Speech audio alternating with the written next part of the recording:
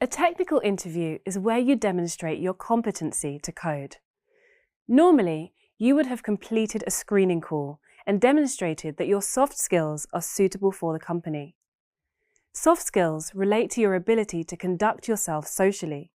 This includes communicating clearly, having a good work ethic, and that your presentation aligns with the company values. The technical interview is to determine that you are technically capable of the responsibilities of the role. In this video, you will learn how to approach the technical interview. When going for a coding interview, it will help you to keep the following steps in mind. Prepare to succeed. Solve the problem conceptually first. Employ appropriate tools. And lastly, optimize the solution. Doing a deep dive into these concepts will help you understand how to apply the method. Firstly, prepare to succeed. Many candidates might feel some trepidation at doing a technical interview. What happens if a question is asked and my mind blanks? Fortunately, there are steps that you can take to prepare for success. Failing to prepare is preparing to fail. Solve the problem conceptually first. Before employing a solution, it is a good idea to first have a clear picture of the question and what the answer will look like. Take some time to ensure that you are clear on what is being asked. An interviewer will have no issue with you seeking clarification from the onset. If there is a whiteboard, then use it. Jot down the major points of the problem before outlining a potential solution. Here is an excellent opportunity to show your ability to reason a problem using pseudocode before writing a single line of code. Demonstrating your ability to reason out a problem is halfway to it. Remember, one can always be taught to code. An ability for problem solving is a much sought after ability. Be vocal as you assess the problem and show the interviewers how you engage with problem solving and why you elected one approach over another. It can be a big help if you can equate the problem with one you already know. Later in the course, there is a video on the practice of divide and conquer. This is a good opportunity to employ that. Breaking the problem into smaller ones can help to solve a seemingly complex problem. If there is an additional time constraint and you exceed the allowed time, you will still be able to show functional chunks of code. Employ appropriate tools. The types of problems presented in a coding interview will have to be completed during the interview time. Thus, the solutions will not be excessively complicated in nature. They are designed to test your problem-solving ability on a microcosmic level and your awareness of the available tools. Consider the classical count the socks problem. You are given an array that represents sock colours.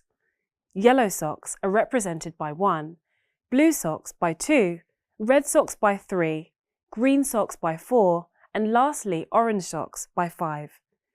Sock colours equal the numbers as explained, namely 1, 2, 2, 1, 1, 3, 5, 1, 4 and 4. Determine how many pairs of the same colour socks exist. So, there are 4 ones, which equates to 2 pairs of yellow socks. 3 and 5 represent odd socks. Although it is a red and an orange sock, they don't have matching socks to form pairs. There are 2 2s and 2 4s, which each represent a pair of blue and green socks. To solve this problem succinctly, you can utilise an appropriate data structure. Later in this course, you will review data structures. One video outlines how a dictionary stores key value pairs. A solution would be to use the sock colours as keys and the count as values. Then, iterate over the dictionary and retrieve all odd numbers, which indicates the presence of any odd socks. While there are many programmatic ways of solving this, the use of existing structures minimises the code required and demonstrates familiarity with fundamental building blocks. When possible, always utilise existing approaches rather than attempting to implement manual solutions. In addition to familiarising yourself with staple structures, review common sorting and searching algorithms before engaging in any technical interviews. It is good practice to optimise your code. That means writing or rewriting code so a program uses the least possible memory or disk space and minimizes CPU time or network bandwidth. Coding the solution is a good step towards a respectable solution. Ensure you make time to optimize your code. Another concept you will meet in this course is time and space complexity. Can you demonstrate to the interviewer that you understand these crucial concepts? Put simply, it is a way of measuring how fast and how much space your solution will take. When presenting your answer, outline your solution's time and space complexity, and then see if you can improve. Identify any repeat or overlapping code. Demonstrate that you can modularize this code into a function that is callable repeatedly and reuse code when possible. An often repeated principle for good programming is dry. Don't repeat yourself. It is the idea to only say a thing once in code and reuse as often as needed. Additionally, if there are portions of your code that are no longer required as a result of modularizing or as a result of an avenue of thought that was not completed, remove it. Avoid excessive compiler calls. If you are searching for a value in an array, terminate the loop when the item is found. A very achievable optimization on your code is to include a return statement when a value is found, or to use a loop that is dependent on a Boolean. As soon as a result is found, the loop can be terminated. This increases overall efficiency and reduces time complexity. Space complexity is all about being clever with memory usage. Whenever you can, avoid creating more variables than needed. In this video, you learned about some approaches that can be used regardless of the challenge presented.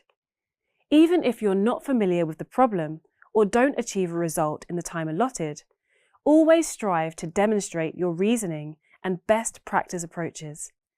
Prepare for technical interviews by doing practice solutions to online problems and, when possible, employ a similar methodology to each challenge so that regardless of the challenge faced, you are working from a comfortable framework. A coding interview can appear like a daunting task. There will always be elements of the unknown involved, and your desire to succeed may add some pre-interview nerves. Just stay calm and think logically. Good luck.